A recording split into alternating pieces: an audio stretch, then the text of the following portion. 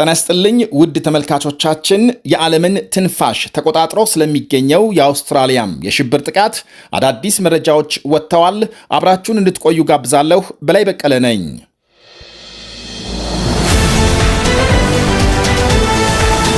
የአውስትራሊያን የሽብር ጥቃት የፈጸሙት አባትና ልጅ መሆናቸው ተነገረ።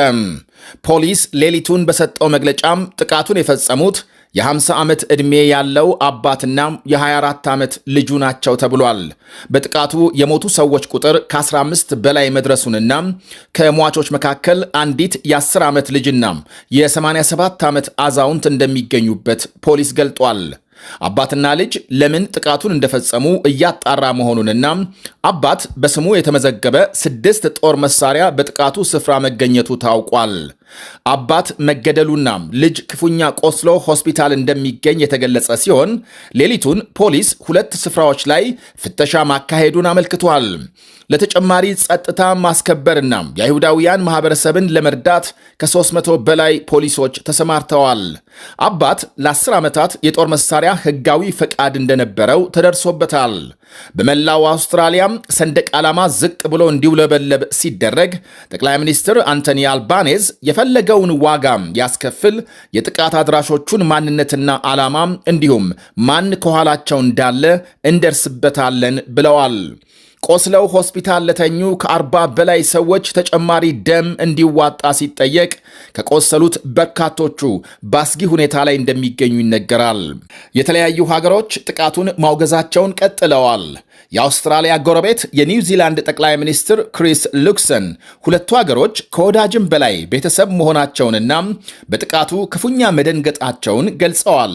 ለመላው የአውስትራሊያ ሕዝብ መጽናናትን ተመኝተዋል።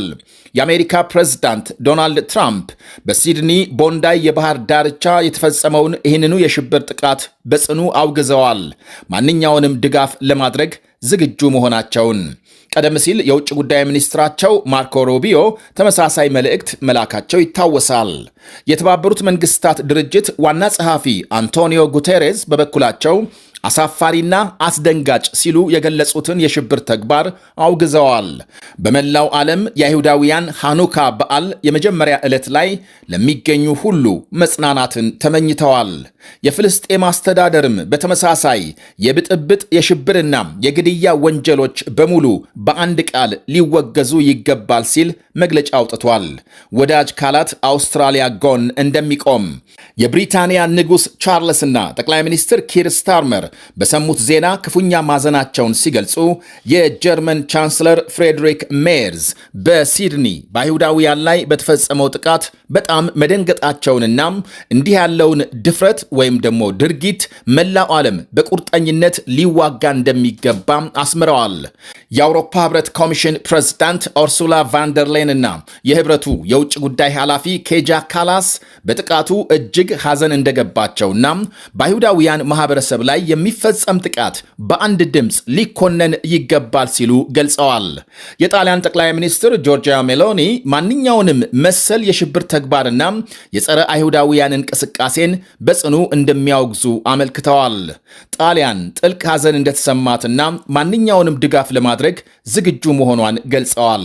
የቱርክ መንግስትም ጥቃቱን አጥብቆ በማውገዝ ለሟች ቤተሰቦች መጽናናትን፣ ለቆሰሉም በቶሎ ማገገምን ተመኝቷል። የሊባኖስ ፕሬዝዳንት ጆሴፍ ኡን ሰላማዊ ሰዎችን በዚህ ሁኔታ ማጥቃት የጀግንነት ምልክት አይደለም ሲሉ አውግዘዋል። ሳውዲ አረቢያ፣ የተባበሩት አረብ ኤምሬትስ፣ ዮርዳኖስ፣ ፈረንሳይ፣ የዓለም የሙስሊም ሊግ፣ የኒውዮርኩ አዲስ ከንቲባ ሳይቀሩ ድፍን ዓለም በሲድኒ የተፈጸመውን ጥቃት በአንድ ቃል አውግዟል። በንጹሐን ላይ የሚፈጸም ሃይማኖትና ዘር እየተለየ የሚሰነዘር የሽብር ተግባር በመላው ዓለም ቦታ እንደሌለው የታየበት ነው። በጥቃቱ የሞቱ ሰዎችን ለመዘከር በተለያዩ አካባቢዎች የሻማ ማብራትና የጸሎት ስነ ስርዓት የተካሄደ ሲሆን በመላው ዓለም ይህንኑ የአይሁዳውያን ሃኑካ ከፈረንጆቹ ገና በዓል ጋር ተያይዞ ሌላ ጥቃት ይፈጸማል በሚል የጸጥታ ጥበቃ መጠናከሩ ይሰማል። በጀርመን፣ በብሪታንያም፣ በፈረንሳይና በሌሎችም ሀገሮች ከፍተኛ የጸጥታ ጥበቃ እየተካሄደ መሆኑ ሲነገር ሕዝብም በተለይ ለገና ገበያ ሲወጣ ግራ ቀኙን እንዲመለከት በሚመለከት ማሳሰቢያ ወጥቷል።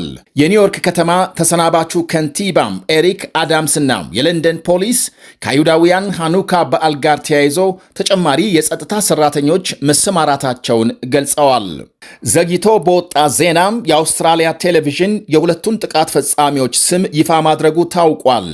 አባት ሳጂድ አክራም እንደሚባልና ልጅየው ናሺድ አክራም መሆኑን ፖሊስ እስካሁን ማረጋገጫ አልሰጠም። ተጨማሪ 3 ተጠርጣሪዎች በፖሊስ እየታደኑ መሆኑም ተሰምቷል። አባት አውስትራሊያ የገባው እንደ ፈረንጆቹ አቆጣጠር በ1998 በተማሪ ቪዛ መሆኑንና ልጅየው እዚያው አውስትራሊያ እንደተወለደ ተገልጧል። ሆኖም አባት ከየት ሀገር ወደ አውስትራሊያ እንደገባ ፖሊስ በዝርዝር አልገለጸም። በአውስትራሊያም የ30 ዓመት ታሪክ እንዲህ ያለ አስከፊ ጥቃት ሲፈጸም ለመጀመሪያ ጊዜ ነው ተብሏል።